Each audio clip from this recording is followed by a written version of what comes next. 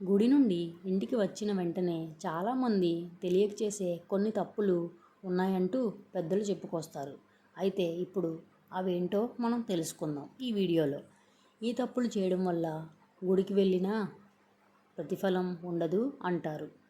అయితే గుడికి వెళ్ళినప్పుడు ఆ పూజా ప్రతిఫలం మనకి లేకపోతే వెళ్ళి ఉపయోగం ఉండదు కదండి. సో ఇప్పుడు అవేంటో మనం తెలుసుకుందాం. దేవుని ప్రసాదాన్ని నిర్లక్ష్యంగా పడేయటం కానీ లేదా అవమానించడం కానీ మంచిది కాదు. భక్తితో స్వీకరించి కళ్ళకు అద్దుకొని కుటుంబ సభ్యులతో పంచుకోవాలి. ముఖ్యంగా ఇంటికి వచ్చిన వెంటనే కాళ్ళు కడుక్కోవటం అనే పద్ధతి మంచిది కాదు. ఎందుకంటే మనతో వచ్చిన పాజిటివ్ ఎనర్జీ అనేది బయటనే ఉండిపోతుంది అని పెద్దల నమ్మకం. ఇప్పుడు రెండవది, గుడికి తీర్థం తీసుకున్న తర్వాత శతకోపం పెట్టుకోవాలి.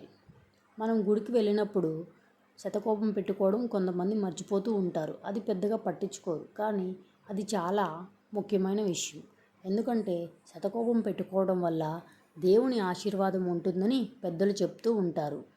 ఇప్పుడు నాలుగవది, ఇంటికి వచ్చిన వెంటనే కోపపడటం, గొడవలు పడటం, దూషించడం, ఎవరినైనా అవమానించడం, కించపరచడం లాంటివి చేయకూడదు. ఎందుకంటే మనం దేవాలయంలో పొందిన ప్రశాంతతను కోల్పోవడానికి అది కారణమవుతుంది.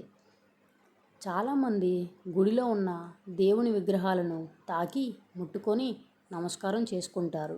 కానీ అలా అస్సలు చేయకూడదంటూ వేద పండితులు చెప్పుకొస్తారు.